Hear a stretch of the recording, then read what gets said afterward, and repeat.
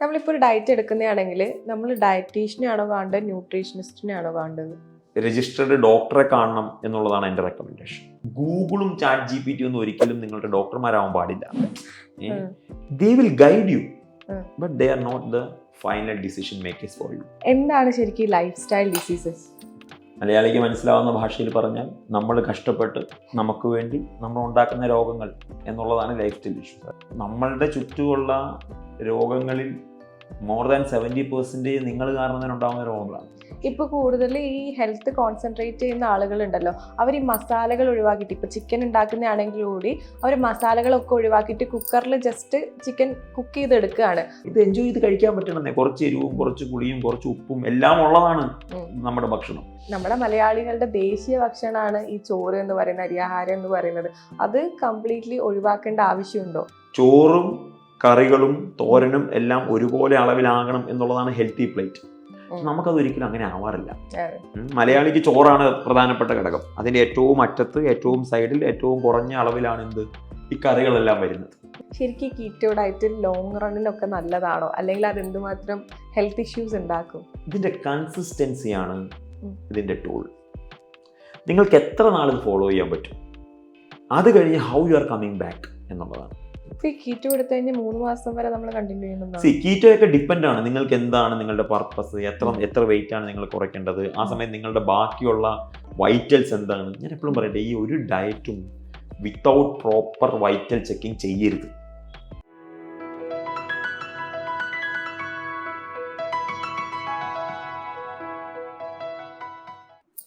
നമസ്കാരം, ഞാൻ Surya Suji. Lifestyle ഡിസീസസിനെ കുറിച്ച് കൂടുതലായി സംസാരിക്കാൻ ഇന്ന് നമ്മളോടൊപ്പം ഉള്ളത് ആത്മാ വെൽനസിന്റെ CEO ആൻഡ് ഫൗണ്ടറാണ് ഡോക്ടർ അഭിജിത്ത്. Welcome doctor. എന്താണ് ശരിക്കും ലൈഫ് സ്റ്റൈൽ ഡിസീസസ്?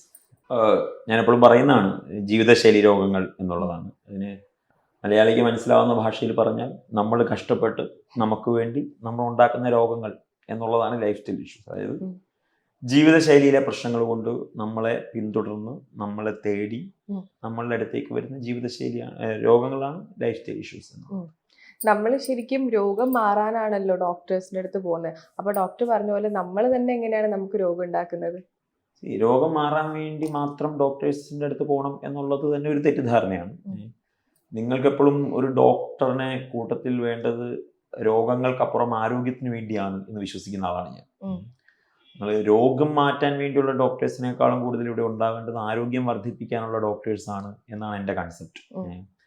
രണ്ടാമത്തെ കാര്യം, നമ്മളുടെ ചുറ്റുമുള്ള രോഗങ്ങളിൽ മോർ ദാൻ 70% നിങ്ങൾ കാരണം ഉണ്ടാകുന്ന രോഗങ്ങളാണ്.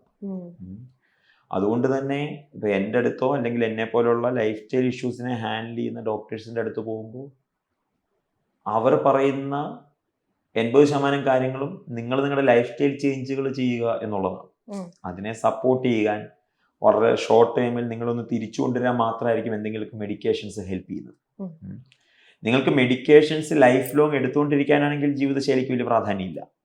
നേരെ മറിച്ച് നിങ്ങൾക്ക് മെഡിക്കേഷൻസ് ഇല്ലാത്തൊരു ലൈഫാണ് നിങ്ങൾ ആഗ്രഹിക്കുന്നതെങ്കിൽ, നിങ്ങൾ ഈ പറഞ്ഞ പോലെ രോഗങ്ങളെ പറ്റി അധികം ബോധരാവാത്ത അല്ലെങ്കിൽ രോഗങ്ങൾ പിന്തുടരാത്തൊരു ജീവിതമാണ് ആവശ്യമെങ്കിൽ നിങ്ങളാണ് ടേക്ക് കെയർ ചെയ്യേണ്ടത്.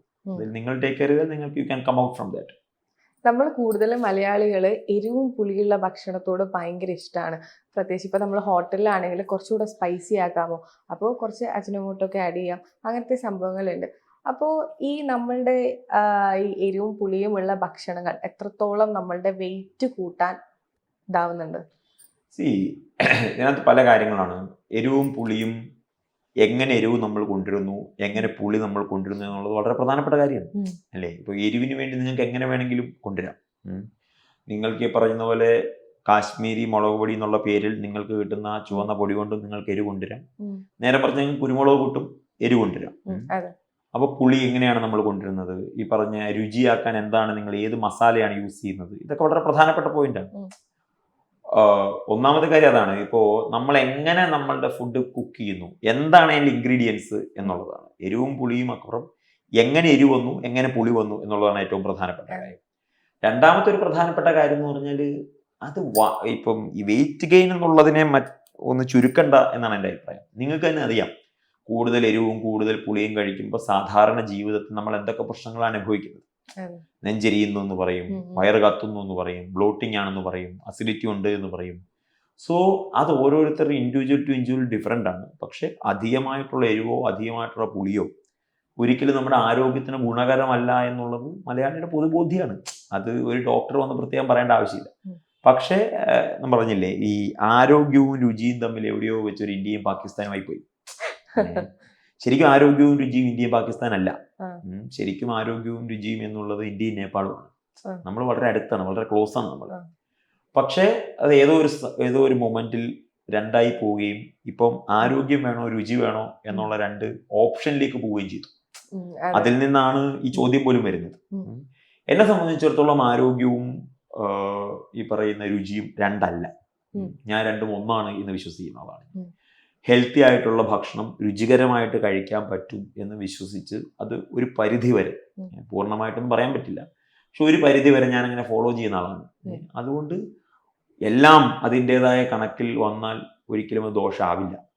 ഇപ്പൊ കൂടുതൽ ഈ ഹെൽത്ത് കോൺസെൻട്രേറ്റ് ചെയ്യുന്ന ആളുകളുണ്ടല്ലോ, അവർ ഈ മസാലകൾ ഒഴിവാക്കിയിട്ട്, ഇപ്പൊ ചിക്കൻ ഉണ്ടാക്കുന്നതാണെങ്കിൽ കൂടി അവർ മസാലകളൊക്കെ ഒഴിവാക്കിയിട്ട് കുക്കറിൽ ജസ്റ്റ് ചിക്കൻ കുക്ക് ചെയ്തെടുക്കുകയാണ്.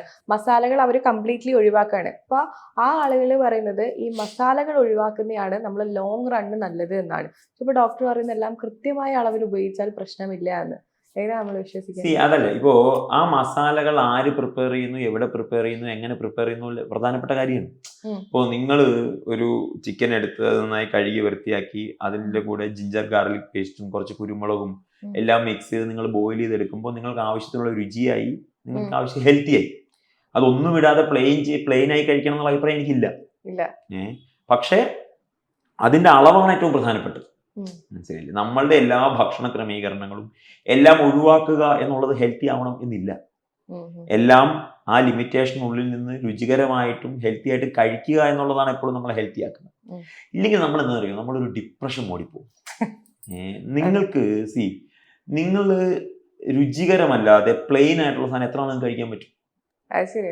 നിങ്ങളുടെ മനസ്സ് എൻജോയ് ചെയ്യണം.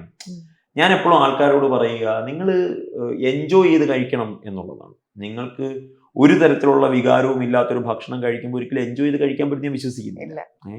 അതൊരു പ്ലെയിൻ മൂഡാണ്. അതിനപ്പുറം ഇത് എൻജോയ് ചെയ്ത് കഴിക്കാൻ പറ്റണമെന്നേ. കുറച്ച് എരിവും കുറച്ച് പുളിയും കുറച്ച് ഉപ്പും എല്ലാം ഉള്ളതാണ് നമ്മുടെ ഭക്ഷണം. അങ്ങനെ കഴിക്കുന്നതുകൊണ്ട് പ്രത്യേകിച്ച് പ്രശ്നമൊന്നുമില്ല. പക്ഷെ അത് ഒരിക്കലും ഓവറായി പോകാൻ പാടില്ല. അത് അതിൻ്റെ പരിധിക്കുള്ളിൽ നിന്ന് തന്നെ കഴിക്കുക. കുറച്ച് കുരുമുളക് ഇടുക, കുറച്ച് പുളി, കുറച്ച് ഈ പറഞ്ഞതുപോലെ ജിഞ്ചർ ഗാർലിക് ഒക്കെ പേസ്റ്റ് ഇട്ട് അതിനെല്ലാ വികാരങ്ങളോടും കൂടി അതിൻ്റെ ഏറ്റവും നല്ല ഭംഗിയിൽ ഏറ്റവും രുചികരമായിട്ടും ഏറ്റവും ആരോഗ്യത്തോടുകൂടി കഴിക്കണം. അങ്ങനെ തന്നെ കഴിക്കണം എന്നുള്ളതാണ്. അതായത് എല്ലാം പ്ലെയിൻ ആയി കഴിക്കണം, എല്ലാ മസാലകളും ഒഴിവാക്കി എന്നുള്ളത് കൊണ്ടൊന്നും അതുകൊണ്ട് മാത്രം ആരും ഹെൽത്തി ആവുമെന്ന് ഞാൻ വിശ്വസിക്കുന്നില്ല. ഇല്ല. വേറെ കുറച്ച് ആളുകൾ പറയുന്നുണ്ട്, കംപ്ലീറ്റ് ആയിട്ട് നിങ്ങൾ അരിയാഹാരം ഉപേക്ഷിക്കും, നിങ്ങൾ ഹെൽത്തി ആയിട്ടിരിക്കും, നിങ്ങൾ പെട്ടെന്ന് വെയിറ്റ് ലോസ് ചെയ്യും എന്ന് പറയുന്നുണ്ട്. ശരിക്കും നമ്മുടെ മലയാളികളുടെ ദേശീയ ഭക്ഷണമാണ് ഈ ചോറ് എന്ന് പറയുന്ന അരിയാഹാരം എന്ന് പറയുന്നത്. അത് കംപ്ലീറ്റ്ലി ഒഴിവാക്കേണ്ട ആവശ്യമുണ്ടോ? അല്ലെങ്കിൽ നമ്മൾ പോർഷൻ കൺട്രോൾ ചെയ്ത് കൃത്യസമയത്ത് കഴിച്ചാൽ നമുക്ക് ഹെൽത്തി ആയിട്ടൊരു ലൈഫ് സ്റ്റൈൽ കൊണ്ടുപോകാൻ പറ്റുമോ അരിയാഹാരം ഒഴിവാക്കാതെ?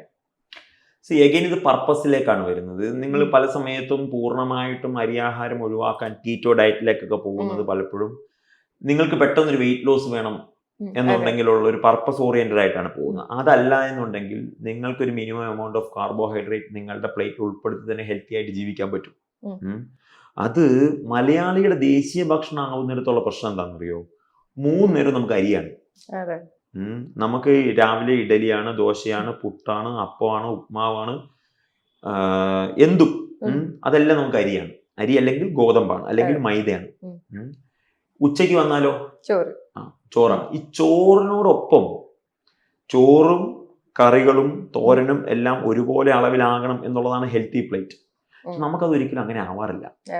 മലയാളിക്ക് ചോറാണ് പ്രധാനപ്പെട്ട ഘടകം. അതിന്റെ ഏറ്റവും അറ്റത്ത്, ഏറ്റവും സൈഡിൽ, ഏറ്റവും കുറഞ്ഞ അളവിലാണ് എന്ത് ഈ കറികളെല്ലാം വരുന്നത്. വൈകിട്ട് പോകുമ്പോൾ വീണ്ടും കഞ്ഞിയാണ് മലയാളിക്ക് ഇഷ്ടം, അല്ലെങ്കിൽ ചപ്പാത്തിയാണ് മലയാളി ഇപ്പൊ കഴിക്കുന്നത്. അപ്പം ഇതൊന്നും ഒരു ബാലൻസ് ഉണ്ടാക്കുന്നതല്ല. അവിടെയാണ് ഇഷ്യൂ. മലയാളിയുടെ ദേശീയ ഭക്ഷണത്തെ നമ്മളൊക്കെ പലപ്പോഴും സംശയത്തോടു കൂടിയും അല്ലെങ്കിൽ നിരാശയോടു കൂടിയും നോക്കുന്നത് ഈ പറഞ്ഞൊരു ബാലൻസ് ഉണ്ടാവാത്തതുകൊണ്ടാണ്.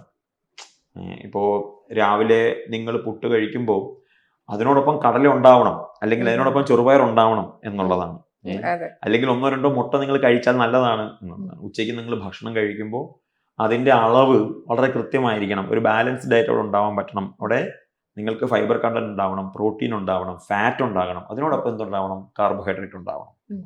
അതുപോലെയാണ് ഈവനിങ്ങും വരുന്നത്. ഇവിടെ ഒരു ഫാറ്റ് ഇല്ല, ഇവിടെ നമുക്ക് പ്രോട്ടീൻ്റെ അളവ് വളരെ കുറവാണ്, ഫൈബർ കണ്ടന്റ് വളരെ കുറവാണ്. നമ്മളിപ്പോൾ കാർബോഹൈഡ്രേറ്റ് മാത്രം ഒരു മേജർ പോർഷനായി നമ്മുടെ 3 നേരത്തെ പ്ലേറ്റിൽ ഇരിക്കുമ്പോഴാണ് മലയാളിയുടെ ആരോഗ്യം, മലയാളിയുടെ ഭക്ഷണം, മലയാളിയുടെ ഭക്ഷണവും ആരോഗ്യം തമ്മിലുള്ളൊരു ബന്ധം ഇതൊക്കെ പലപ്പോഴും ചോദ്യം ചെയ്യപ്പെടുന്നത്. അല്ലാതെ ഇപ്പം ചോദിക്കുന്ന ഒരു ചോദ്യമാണ്, പണ്ട് നമ്മുടെ അപ്പൂമ്മമാരിങ്ങനെയല്ലേ കഴിച്ചത്, അമ്മൂമ്മമാരിങ്ങനെയല്ലേ കഴിച്ചത്. അവരങ്ങനെയാണ് കഴിച്ചത്. അവർ അധ്വാനിക്കുന്നത് പോലെ, അവരുടെ ശരീരം അനങ്ങുന്നത് പോലെ നിങ്ങൾ ഫിസിക്കൽ ആക്ടിവിറ്റി ചെയ്തുകൊണ്ട്, നിങ്ങൾക്ക് കൂടുതൽ നിങ്ങളുടെ ശരീരം നന്നായി വർക്ക് ചെയ്തുകൊണ്ട് നിങ്ങൾക്ക് ജീവിക്കാൻ പറ്റുമെങ്കിൽ രാവിലെ നിങ്ങൾ ഇഡലി കഴിച്ചോളൂ, ഉച്ചയ്ക്ക് ചോറ് കഴിച്ചോളൂ, വൈകിട്ട് കഞ്ഞി കുടിച്ചോളൂ. പക്ഷെ അങ്ങനെ ചെയ്യാൻ പറ്റാതെ പുതിയ ജീവിതശൈലിയും പഴയ ഭക്ഷണവും എന്നുള്ളത് ശരിയല്ല. ഒന്നെങ്കിൽ നിങ്ങൾ പഴയ ജീവിതശൈലിയിൽ പഴയ ഭക്ഷണം കഴിക്കണം. അതല്ല എന്നുണ്ടെങ്കിൽ പുതിയ ജീവിതശൈലി ആകുമ്പോൾ അതിനനുസരിച്ച് നിങ്ങളുടെ ഭക്ഷണം കൺട്രോൾ ചെയ്യാൻ നമുക്ക് പറ്റും. അപ്പോഴാണ് അത് ഹെൽത്തി ആയി മാറുന്നത്. ഈ ഉച്ചയ്ക്ക് ഫുഡ് കഴിക്കുമ്പോൾ നമ്മൾ ഈ ഫിഷ് ഫ്രൈ കഴിക്കുന്നത് നല്ലതാണോ? ഫ്രൈഡ് ഐറ്റംസ് ഒരിക്കലും നല്ലതല്ലല്ലോ. കറികൾ കഴിക്കാം, നിങ്ങൾക്ക് തവയിൽ ഫ്രൈ ചെയ്ത് കഴിക്കാം. ഈ എണ്ണയിൽ അധികം വറുത്തു പൊരിച്ചുള്ള ആഹാരം ഇതൊന്നും വൺസ് ഇൻ എ വൈൽ അല്ല പ്രശ്നമാകുന്നത്. ഇത് നമ്മളുടെ നിത്യജീവിതത്തിൽ എല്ലാ ദിവസവും വരുമ്പോഴാണ് ഇതൊക്കെ ചോദ്യം ചെയ്യപ്പെടുന്നത്. ഞാൻ മാസത്തിൽ ഒരു 3 പ്രാവശ്യം ഫിഷ് ഫ്രൈ കുഴിച്ചോളൂ, എനിക്ക് പ്രശ്നമൊന്നുമില്ല. എല്ലാ ദിവസവും ഞാൻ ഫിഷ് ഫ്രൈ കഴിച്ചിട്ടാണ് ഊണ് കഴിക്കുന്നത്, എനിക്ക് കുറച്ച് പ്രശ്നമുണ്ട്. എൻ്റെ പ്രശ്നം എന്ന് പറഞ്ഞാൽ നിങ്ങളുടെ പ്രശ്നം. എനിക്ക് എന്തുകൊണ്ടാണ് പ്രശ്നം? അത് നിങ്ങളുടെ ഹെൽത്തി അല്ല എന്നുള്ളത് കൊണ്ടാണ്. അത് ഹെൽത്തി ആയിട്ടാണ് നിങ്ങൾ എന്നോട് ചോദിക്കുന്നതെങ്കിൽ I will say no for every day. Once in ever it is okay. നമ്മളെല്ലാം മനുഷ്യന്മാരല്ലേ, നമുക്ക് കഴിക്കണം, നമ്മൾ കഴിച്ചേ പറ്റത്തുള്ളൂ. നിങ്ങളിപ്പോൾ നാളെ എന്നെയും കാണും ചിലപ്പോൾ. നമുക്ക് നമ്മളുടേതായ സമയങ്ങളുണ്ട്, നമ്മളുടേതായ ദിവസങ്ങളുണ്ട്. ആ ദിവസം നിങ്ങൾക്കിത് കഴിക്കണം, ഇപ്പോഴേ ഇത് കഴിക്കാൻ പറ്റത്തുള്ളൂ, നിങ്ങളത് എക്സ്പീരിയൻസ് ചെയ്യണം. പക്ഷെ അത് നമ്മുടെ നിത്യജീവിതത്തിൽ നമ്മുടെ ജീവിതശൈലിയുടെ ഭാഗമാവുന്നിടത്താണ് ഈ പ്രശ്നം ഉണ്ടാവുന്നത്. ഇപ്പൊ ഡോക്ടർ തന്നെ കീറ്റോ ഡയറ്റിനെ കുറിച്ച് പറഞ്ഞു. ഞാൻ പേഴ്സണലി 2-3 തവണ പെട്ടെന്ന് ഈ പേർപ്പസിന് വേണ്ടിയിട്ട് പെട്ടെന്ന് വെയിറ്റ് കുറയാനുള്ള രീതിയിൽ കീറ്റോ ഡയറ്റ് എടുത്തിട്ടുണ്ടായിരുന്നു. ഒരു 10-15 ദിവസമൊക്കെ കീറ്റോ ഡയറ്റ് എടുത്തു. ഒരു 5-6 കിലോ കുറഞ്ഞു. പക്ഷെ അത് കഴിഞ്ഞ് നമുക്ക് തന്നെ ഒരു മടുപ്പ് വരുമല്ലോ, വീണ്ടും പഴയ പോലെ ഫുഡ് കഴിക്കാൻ തുടങ്ങി. അതിനേക്കാളും കൂടുതൽ വെയിറ്റ് കൂടി. ശരിക്കും കീറ്റോ ഡയറ്റ് ലോങ് റണ്ണിനൊക്കെ നല്ലതാണോ, അല്ലെങ്കിൽ അത് എന്തുമാത്രം ഹെൽത്ത് ഇഷ്യൂസ് ഉണ്ടാക്കും? ഇതെല്ലാം ഉണ്ടല്ലോ. ഇപ്പൊ കീറ്റോ ആണെങ്കിലും ഇന്റർമീഡിയറ്റ് ഫാസ്റ്റിംഗ് ആണെങ്കിലും ലോ കാർബ് ഡയറ്റ് ആണെങ്കിലും ഇതിന്റെ കൺസിസ്റ്റൻസിയാണ് ഇതിന്റെ ടൂൾ. നിങ്ങൾക്ക് എത്ര നാൾ ഇത് ഫോളോ ചെയ്യാൻ പറ്റും, അത് കഴിഞ്ഞ് how you are coming back എന്നുള്ളതാണ്. നിങ്ങൾ ഹെൽത്തി ആയിട്ട് തന്നെ കം ബാക്ക് ചെയ്യണം. ആളുകൾ ഫാസ്റ്റിങ്ങിനെ പറ്റി ചോദിക്കും. ഇപ്പൊ നമ്മളുടെ അവിടെയൊക്കെ 10 ദിവസം ആൾക്കാർ ഫാസ്റ്റിങ്ങിന് വന്ന് കിടക്കും. വളരെ എഡ്യൂക്കേറ്റഡ് ആയിട്ടുള്ള ആളുകളൊക്കെ once in a year 10 days 15 days ഒക്കെ ഫാസ്റ്റിംഗ് ചെയ്യുന്ന ആളുകളുണ്ട്. വാട്ടർ ഫാസ്റ്റിംഗ് ആയിരിക്കും. ഈ വാട്ടർ ഫാസ്റ്റിംഗ് ചെയ്യുന്നതിനേക്കാളും പ്രധാനം വാട്ടർ ഫാസ്റ്റിംഗിലേക്ക് നിങ്ങൾ എങ്ങനെ വന്നു എന്നുള്ളതാണ്. How much time you took to prepare your body, prepare your mind to be in the fasting, and how much time you are taking to come back to a normal routine. ഇതാണ് ഏറ്റവും പ്രധാനപ്പെട്ടത്. നിങ്ങൾ കീറ്റോയിലേക്ക് പോകുമ്പോൾ നിങ്ങൾക്കുണ്ടായ പ്രശ്നം, നിങ്ങൾ keto തുടങ്ങി all of sudden ആണ് നിങ്ങൾ ബ്രേക്ക് ചെയ്യുന്നത്. മനസ്സിലായോ? അതിനും കുറച്ച് പ്രോസസ്സ് ഉണ്ട്. ആ ഒരു പ്രോസസ്സിലൂടെ കടന്നുപോയി നിങ്ങൾ ബ്രേക്ക് ചെയ്താൽ ഒരു പക്ഷെ നിങ്ങൾക്ക് കുറഞ്ഞ വെയിറ്റ് പെട്ടെന്ന് കൂടി എന്ന് വരില്ല. നമ്മളുടെ പലരുടെയും പ്രശ്നം അത് എങ്ങനെ ബ്രേക്ക് ചെയ്യണം എന്നറിയില്ല. ഇന്റർമീഡിയറ്റ് ഫാസ്റ്റിംഗ് എന്നോട് എല്ലാവരും ചോദിക്കുന്ന ചോദ്യമാണ്, സർ ഇന്റർമീഡിയറ്റ് ഫാസ്റ്റിംഗ് നല്ലതാണോ? നല്ലതാണ്, ഒരു സംശയം എനിക്കില്ല. 2016 നോബൽ പ്രൈസ് കിട്ടിയത് ഇന്റർമീഡിയറ്റ് ഫാസ്റ്റിങ്ങിനാണ്. സോ ഇന്റർമീഡിയറ്റ് ഫാസ്റ്റിംഗ് ഓട്ടോഫേജി എന്നാണ് ടെക്നിക്കലി പറയുന്നത്. ഇന്റർമീഡിയറ്റ് ഫാസ്റ്റിംഗ് 100% നല്ലതാണ്. പക്ഷേ you should know how to start and how to finish it. അതല്ലെങ്കിൽ ഇന്റർമീഡിയറ്റ് ഫാസ്റ്റിംഗ് ചീത്തയാണ്. അപ്പം ആ ഒരു ബേസിക് എഡ്യൂക്കേഷൻ, ആ ഒരു ബോധമാണ് നമ്മൾ ഏത് ഡയറ്റിലേക്ക് മൂവ് ചെയ്യുമ്പോഴും ഉണ്ടാവേണ്ടത്. ഞാൻ എൻ്റെ പേഷ്യൻസിനോടും പറയാറുണ്ട്. ചില പേഷ്യൻസ് ഞാൻ കീറ്റോ കൊടുക്കും, ചില പേഷ്യൻസിന് ലോ കാർബ് ഡയറ്റ് കൊടുക്കും, ചില പേഷ്യൻസിനോട് ഇന്റർമീഡിയറ്റ് ഫാസ്റ്റിംഗ് ചെയ്യാൻ പറയും. അവരോട് പറയുന്ന ഏറ്റവും പ്രധാനപ്പെട്ട കാര്യം നിങ്ങൾ എങ്ങനെ തുടങ്ങി എങ്ങനെ അവസാനിപ്പിച്ചു എന്നുള്ളതാണ് ഏറ്റവും പ്രധാനപ്പെട്ടത്. അതിലാണ് ഇതിൻ്റെ യഥാർത്ഥത്തിലുള്ള റിസൾട്ട് ഇരിക്കുന്നത്. അല്ലാത്ത റിസൾട്ട് എല്ലാം നിങ്ങൾക്ക് പെട്ടെന്ന് കാണാൻ പറ്റുന്നതാണ്, എക്സ്പീരിയൻസ് ചെയ്യാൻ പറ്റുന്നതല്ല. രണ്ടാണ്. ഒരു 3:60:9:12 എന്ന് പറയും. അതായത് 3 മാസം എടുക്കും നമ്മളൊരു പുതിയ നല്ല ലൈഫ് സ്റ്റൈൽ തുടങ്ങിയാൽ നമ്മൾക്കൊരു ചേഞ്ച് ഉണ്ട് എന്ന് നമുക്ക് ബോധ്യം വരാം. ആദ്യത്തെ 10-15 ദിവസം നിങ്ങൾക്ക് ഫീൽ ചെയ്യുന്നതൊക്കെ അതൊരു ജസ്റ്റ് എക്സ്പീരിയൻസ് ആണ്. ഫ്രം ഇന്റേണലി ആൻഡ് എക്സ്റ്റേണലി നിങ്ങൾക്ക് തന്നെ ചേഞ്ച് ആയി എന്ന് ഫീൽ ചെയ്യണമെങ്കിൽ യു വിൽ ടേക്ക് 3 months. ആ അതേ ലൈഫ് സ്റ്റൈൽ, അതേ ഹെൽത്തി ലൈഫ് സ്റ്റൈൽ നിങ്ങൾ 6 മാസം ഫോളോ ചെയ്താൽ your family will tell you have change. അതേ ലൈഫ് സ്റ്റൈൽ നിങ്ങൾ 9 മാസം ഫോളോ ചെയ്താൽ the surrounding people will tell you have some good change. അതേ ലൈഫ് സ്റ്റൈൽ 1 വർഷം ചേഞ്ച് ചെയ്താൽ ആരൊക്കെ നിങ്ങളെ കാണുന്നുണ്ടോ അവരെല്ലാം നിങ്ങളോട് പറയും you have some good change. അതാണ് ഹെൽത്തിൻ്റെ ഒരു റേഷ്യോ. അതല്ലാതെ വന്ന് നിൽക്കുമ്പോൾ 10 ദിവസം കൊണ്ടും 7 ദിവസം കൊണ്ടൊക്കെ ഉണ്ടാവുന്നത് അതൊക്കെ ഒരു എക്സ്പീരിയൻസ് ആണ്. അതൊരു ജസ്റ്റ് അതിൻ്റെ ഏറ്റവും സൂപ്പർഫിഷ്യൽ ആയിട്ടുള്ള ഏറ്റവും പുറന്തോട്ടിലൊരു ഫലമാണ്. ആളുകൾ നമ്മുടെ ഇവിടെ വന്ന് 10 ദിവസം നിൽക്കുമ്പോൾ ഡോക്ടർ ഭയങ്കര എക്സ്പീരിയൻസ്, അവരത് തുടങ്ങിയിട്ട് പോലുമില്ല. നിങ്ങളൊരു ഡയറ്റ് ചെയ്യുമ്പോൾ നിങ്ങൾക്കുണ്ടാവുന്ന ചില ചേഞ്ചുകളുണ്ട്. ഇപ്പോൾ കീറ്റോ ചെയ്യുമ്പോൾ അല്ലെങ്കിൽ നിങ്ങൾ ഏത് ലൈഫ് സ്റ്റൈൽ ചേഞ്ച് ചെയ്യുമ്പോഴും നിങ്ങൾക്കത് വളരെ പോസിറ്റീവായിട്ട് തുടങ്ങുന്ന ഒരു കാര്യമുണ്ട്. 10 ദിവസം കഴിയുമ്പോൾ നിങ്ങൾക്ക് വളരെ ഫ്രീ ആയിട്ട് തോന്നും. അത് യഥാർത്ഥത്തിൽ ആ ഫീലിങ്ങിൻ്റെ ആദ്യത്തെ ഭാഗം എന്ന് പോലും പറയാൻ പറ്റില്ല. വെറും ആദ്യത്തെ സൂപ്പർഫിഷ്യൽ ലെയറാണ്. അത് മുമ്പോട്ട് പോകുമ്പോഴാണ് അതിന്റെ മാജിക് നിങ്ങൾക്ക് ഫീൽ ചെയ്യാൻ പറ്റുന്നത്. കീറ്റോ എടുത്തു കഴിഞ്ഞാൽ 3 മാസം വരെ നമ്മൾ കണ്ടിന്യൂ ചെയ്യുന്നത്. കീറ്റോ ഒക്കെ ഡിപ്പെൻഡ് ആണ് നിങ്ങൾക്ക് എന്താണ് നിങ്ങളുടെ പർപ്പസ്, എത്ര വെയിറ്റ് ആണ് നിങ്ങൾ കുറയ്ക്കേണ്ടത്, ആ സമയം നിങ്ങളുടെ ബാക്കിയുള്ള വൈറ്റൽസ് എന്താണ്. ഞാൻ എപ്പോഴും പറയട്ടെ, ഈ ഒരു ഡയറ്റും വിത്തൗട്ട് പ്രോപ്പർ വൈറ്റൽ ചെക്കിങ് ചെയ്യരുത്. ഇപ്പൊ ഇന്റർമീഡിയറ്റ് ഫാസ്റ്റിംഗ് എല്ലാവർക്കും നല്ലതാണോ? അല്ല. അസിഡിറ്റി, ഗ്യാസ്ട്രൈറ്റിസ് പോലുള്ള ഗട്ടിൻ്റെ ഇഷ്യൂസ് ഉള്ളവർ അത് കറക്റ്റ് ചെയ്തിട്ടാണ് ഇന്റർമീഡിയറ്റ് ഫാസ്റ്റിംഗിലേക്ക് പോകേണ്ടത്. ഇപ്പോ കീറ്റോ ഡയറ്റ് എടുക്കുമ്പോൾ മറ്റു ചില കണ്ടീഷൻസ് ഉണ്ട്. ആ കണ്ടീഷൻസ് നിങ്ങൾക്ക് പ്രോപ്പർ ആണോ നോക്കിയിട്ട് വേണം നിങ്ങൾ കീറ്റോ ഡയറ്റ് എടുക്കാൻ. ഇത് ഗൂഗിളും ചാറ്റ് GPT ഒന്നും ഒരിക്കലും നിങ്ങളുടെ ഡോക്ടർമാരാവാൻ പാടില്ല. They will guide you, but they are not the final decision makers for you. Definite ആയിട്ടും അവരുടെ ഗൈഡൻസ് നിങ്ങൾ എടുക്കണം. ഞാൻ എടുക്കാറുണ്ട്. മനസ്സിലായില്ലേ? ഇപ്പോൾ എനിക്കൊരു കാര്യം പുതുതായിട്ട് അറിയണമെങ്കിൽ എൻ്റെ മുമ്പിലുള്ള ഏറ്റവും പുതിയ സാധ്യത എന്നുള്ളത് ചാറ്റ് GPT ആണ്. ഞാൻ അതിൻ്റെ ഏറ്റവും പ്രോ വേർഷൻ എടുത്തു വെച്ചിരിക്കുന്ന ആളാണ്. അപ്പോൾ ഞാൻ അതിൻ്റെ സാധ്യതകളെ ഉപയോഗപ്പെടുത്തുന്ന ആളാണ് ഞാൻ. പക്ഷെ അതൊരിക്കലും എൻ്റെ ഫൈനൽ വാക്കല്ല. പ്രത്യേകിച്ച് when you are coming to your body. നിങ്ങൾക്ക് അവിടെ ഒരു ഇറർ ആൻഡ് കറക്ഷൻ ആൻഡ് ഇററിനുള്ള സമയമില്ലല്ലോ. അത് നിങ്ങൾ വളരെ ചൂസ് ചെയ്യണം. അപ്പോൾ ഏത് ഡയറ്റ്, ഇപ്പോൾ കീറ്റോ ആണെങ്കിലും ഇന്റർമീഡിയറ്റ് ഫാസ്റ്റിംഗ് ആണെങ്കിലും ലോ കാർബ് ആണെങ്കിലും ലോ പ്രോട്ടീൻ ആണെങ്കിലും any diet you go, before that you have to check your vitals and you have to understand your body, then only you fix your diet. എൻ്റെ അമ്മാവന്റെ മോന് വണ്ണം കുറഞ്ഞത് keto കൊണ്ടാണ് എന്നുള്ളത് കൊണ്ട് എനിക്ക് വണ്ണം കുറയാൻ കീറ്റോ ആവണമെന്നില്ല. ചിലപ്പോൾ അവന് ഗുണമായിട്ട് എനിക്ക് ദോഷമായിട്ട് അത് ബാധിക്കും, അല്ലെങ്കിൽ അവന് ദോഷമായിട്ട് എനിക്ക് ഗുണമായിട്ട് ഇത് ബാധിക്കാം. So that is completely depend on individual. നിങ്ങളാണ് അത് മനസ്സിലാക്കേണ്ടത്. നിങ്ങളത് മനസ്സിലാക്കിയിട്ടും പ്രോപ്പറായിട്ടുള്ള ഒരു ഗൈഡൻസിൻ്റെയും പുറകിലാണ് ഏത് ഡയറ്റും നിങ്ങൾ ഫോളോ ചെയ്യേണ്ടത്. നമ്മളിപ്പോൾ ഒരു ഡയറ്റ് എടുക്കുന്നതാണെങ്കിൽ നമ്മൾ ഡയറ്റീഷ്യനെ ആണോ കാണേണ്ടത്, ന്യൂട്രീഷനിസ്റ്റിനെ ആണോ കാണേണ്ടത്? ഡിപ്പെൻസ് ആണ്. കാരണം നിങ്ങൾ എപ്പോഴും ഒരു രജിസ്റ്റേർഡ് ഡോക്ടറെ കാണണം എന്നുള്ളതാണ് എൻ്റെ റെക്കമെൻഡേഷൻ. ആ ഡോക്ടറെ കാണുമ്പോഴാണ് നിങ്ങൾക്ക് കറക്റ്റായിട്ട് എന്തൊക്കെയാണ് നിങ്ങളുടെ ബോഡിയുടെ ചേഞ്ചസ് എന്ന് കാണാൻ പറ്റുന്നത്. ഇവരെല്ലാം പഠിച്ചവരാണ് കേട്ടോ, ഇവരാരും മോശക്കാരാണ് എന്നല്ല. പക്ഷെ ബോഡിയുടെ സ്ട്രക്ചറിനെ പറ്റി കുറച്ചുകൂടി കൃത്യമായി പറയാൻ പറ്റുന്ന എപ്പോഴും ഡോക്ടേഴ്സിനാണ്. ഡോക്ടേഴ്സിന്റെ സപ്പോർട്ടോട് കൂടിയാണ് പലപ്പോഴും ന്യൂട്രീഷനിസ്റ്റും ഡയറ്റീഷ്യനും വർക്ക് ചെയ്യുന്നത്. അപ്പോഴാണ് അത് ബ്യൂട്ടിഫുൾ ആവുന്നത്.